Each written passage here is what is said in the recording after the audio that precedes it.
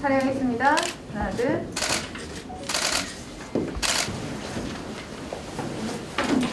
대단히 반갑습니다.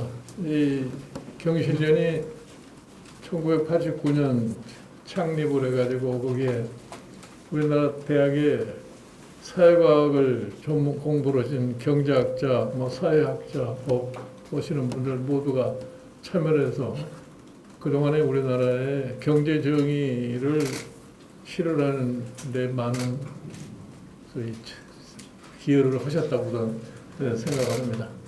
저 정부의 소위 경제 정의가 파괴될 때마다 경실련의 목소리를 가지고 한국 경제의 정의를 어떻게 하면 정상적으로 수립할 수 있을까에 대한 조언을 많이 얻었습니다.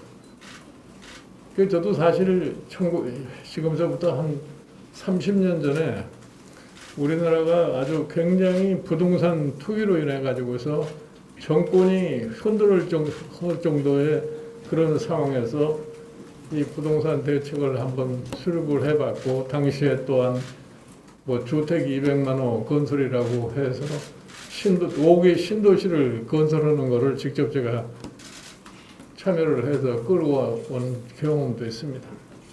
그때도 제가 늘 얘기한 게 뭐냐면, 대한민국에 다시 한번 이 부동산 문제로 사회가 폭발을 할 것 같으면은 모든 정책이 결국은 허사로 돌아갈 수밖에 없을 것이다. 그래서 정부는 이 점을 갖다 유의를 하고서 항상 조심스럽게 이 부동산 문제를 갖다가 생각해야 된다고 하는데, 지금 단순히 부동산 투기 문제라고 하는 것이 부동산에만 국한해 가지고서는 설명이 되지가 않습니다. 정부가 경제 정책을 종합적으로 제대로 조화를 맞춰서 경제 정책을 수행할 것 같으면 이와 같이 부동산 가격이 폭등하는 그런 사태가 나올 수가 없습니다. 그런데 정부가 이 부동산 정책 따로 다른 정책 따로 이렇게 생각하다 보니까 겨울 가서 부동산이 오늘날 또 하나의 폭탄처럼 튀어나왔습니다. 저는 우리나라의 주택 정책과 관련해서 이런 생각을 합니다. 지금 정부가 주택 정책을 갖다가 소위 주택공사를 건립을 하고 해온 것이 벌써 한 50년 이상의 역사를 가지고 있습니다. 대개 주택이 부족해서 정부가 적극적으로 참여해서 주택 정책을 갖다가 하게 되면은 어느 정도 주택의 공급이 일정 수준에 도달할 것 같으면 정부는 거기서 손을 떼고 일반 시장에 맡겨서 주택 공급을 하게 됩니다.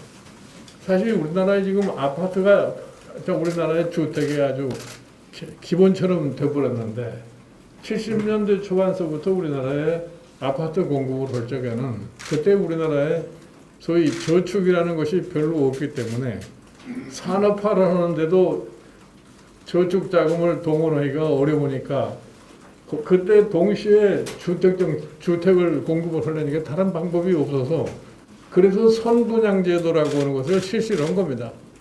근데 참 어떻게 보면은 누가 돈 가지고 약간 투기성이 있더라도 주택을 많이 공급하기 위해서 선분양제도라는 걸 해서 하다가 보니까 선분양제도라는 것이 막 로또처럼 비슷하게 돼가지고 오늘날에 와서 이 아파트 투기의 가장 근본을 제공하는 그런 요인이 됐어요. 그래서 이러한 것을 그래도 한 40-50년 겪어봤으면은 이제는 그런 시스템도 바꿔야 될 텐데, 주택 정책에 관련하는 아직도 하나도 정부의 자세가 변동된 것이 없습니다.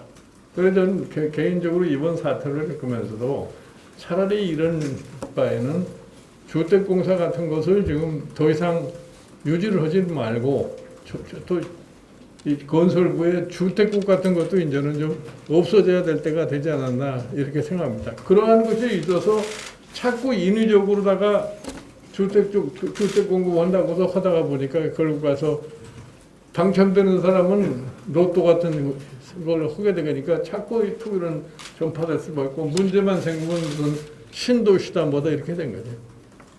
제가 사실은 이 우리나라의 주택 공급과 관련해서 우리나라의 그 주택업자들이라는 게 아주 특별한 이익 집단이 하나 있습니다. 그 사람들이 자기네들이 이익을 확보하기 위해서 참 계획도 세우고 뭐 다 해가지고서 정부 보고 이렇게 하면 되는 거 아니냐 이런 얘기. 예? 참고로 지금 90년에 건설했던 분당, 일산 이런 데도 그때도 주택업자들이 정부에 대해서 뭐라고 그러냐면 정부가 돈 한 푼 안 들이고 신도시를 개발할 수 있는 방법이 있다. 그렇게 해가지고서 결국 가서 주택업자들의 소위 계획에 따라서 신도시가 개발해야 되니까 결국은 그게 공공성을 가질 수가 없어요. 그렇게 돼가지고는. 그래서 지금 기본적으로 우리나라에 소위 공공성을 갖는 주택을 만들려면 아주 저소득 계층에 국한해가지고서 지자자가 됐건 소위 주택공사가 됐건 아주 값싼 집을 공급을 하는 그러한 일을 해야 되는데 그러한 짓을 하려면 돈이 안 생기니까 안 해요. 그러니까 공공기관 스스로가 돈벌이를 하려고 그러니까 문제 해결을 갖다가 못한 것이 사실이 아니냐는 거예요. 그래서 저는 이번에 이 사실 주택공사 LH 직원들이 무슨 신도시 개발한다는 걸 미리 알고서 거기에다가 보상을 받기 위해서 땅도 미리 사놓고 나무도 심고 뭐 이런 것이 지금 발각이 돼가서 국민들의 큰 분노를 야기시키고 있는데 과연 지금 이 소위 처방이라고 내놓은 거 지금 정부는 무슨 특검이다 전수조사다 이렇게 했는데 전수조사 특검만 해서 어떻게 할 거냐 이게. 기본적으로 주택정책 자체가 무슨 기본적인 방향을 설정가지고 해결할 수 있는 정도가 되느냐 이거예요. 물론 법을 어기고 잘못한 사람을 처벌한다는 자체는 저는 거기에 대해서 이의가 없고 이건 마땅히 벌을 받아야 된다고 하세요. 그 다음에 주택정책은 과연 그러면 어떤 식으로 전개될 것이냐.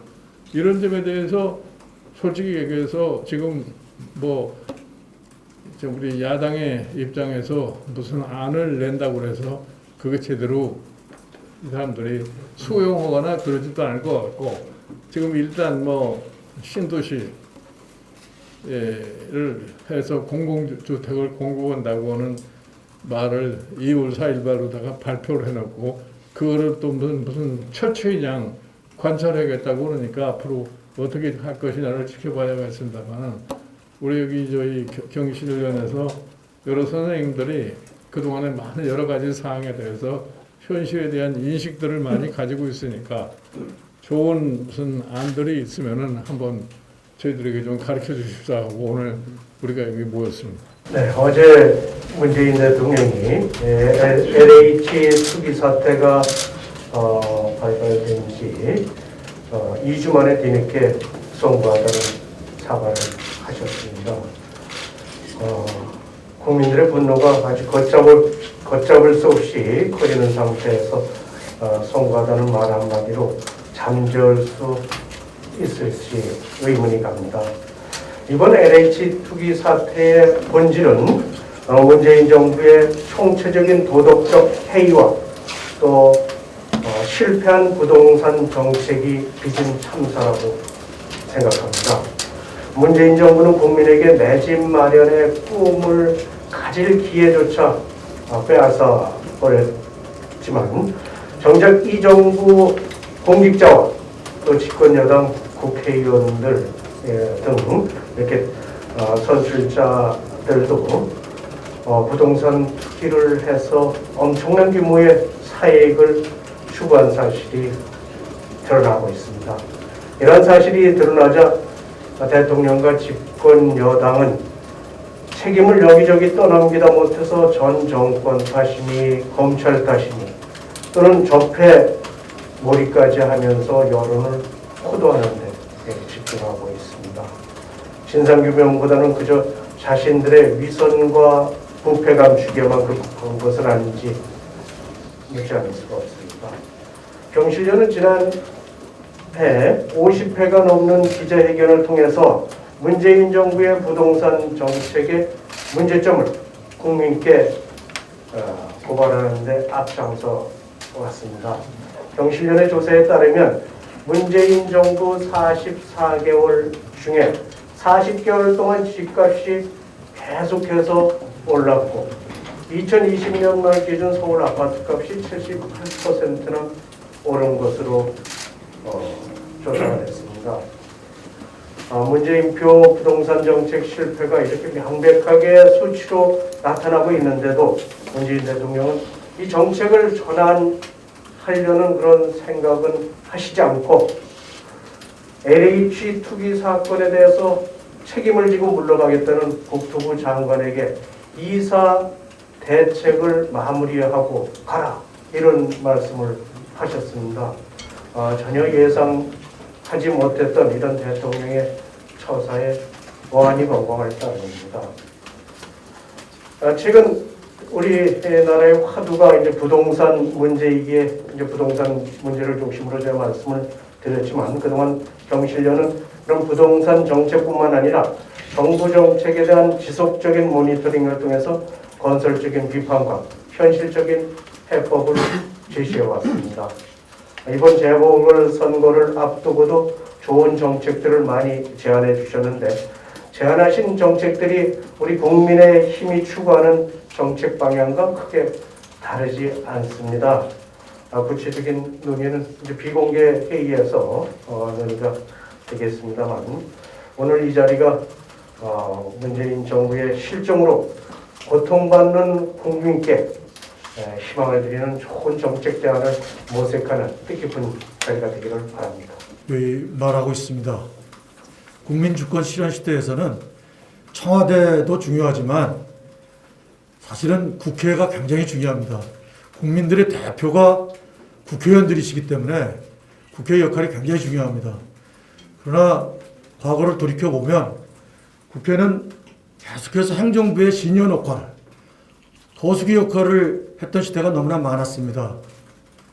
이제 문재인 정부가 사실은 모든 정책에 있어서 뭐 문제가 많지만 특별히 이 부동산 정책에 있어서는 지난 4년 동안 국민들을 너무너무나 힘들게 했습니다. 정말로 정책 실패로 인해 가지고 집값이 오르고 땅값이 오르고 지금 서민들이 하루하루 살기가 힘든 그런 마당에 고령화되어 있는 지금 대다수의 국민들을 세금으로 압박해서 더 이상 살지 못하게 하는 이런 나라로 만들어버린 것은 이제 정책의 실패, 청와대의 실패, 정부의 실패라고 아니할 수 없습니다. 오늘 수권 야당인, 수권 정당인 제1야당 국민의힘에서 대표님까지 이렇게 와주시고 또 핵심 중책 의원님들께서 함께 이렇게 자리해 주셔서 대단히 감사합니다. 저희 경실련은 1989년도에 창립해서 올해로 32회가 되었는데요. 저희들의 희망은 더 이상 경제정의를 부르짖지 않아도 되는 나라, 즉 경실련이 없어져도 괜찮은 나라, 그것을 만들기를 학수고대하고 있습니다. 문재인 정부가 노무현 정부를 이어받았다고 합니다. 스스로 얘기하고 일부에서도 주장을 하고 있습니다. 그런데 저희는 동의할 수가 없습니다.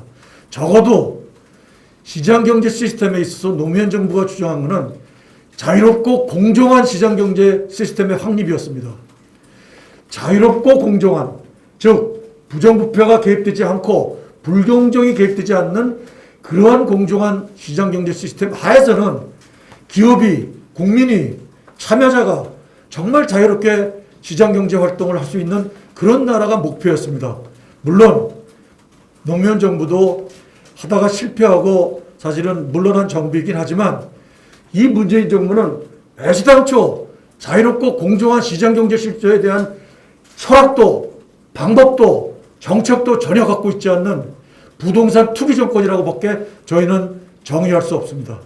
그래서 오늘 이렇게 수권 정당인 제1야당에서 핵심 어른들께서 다 와주신 이런 가운데 저희가 정착 협약식을 맺고 또 저희가 민주당, 우리 민주당, 국민의당, 또 정의당 등등 다른 정당들에게도 다 지금 제안을 해놓은 상태이기 때문에 지금 긍정적인 사인들이 오고 있습니다.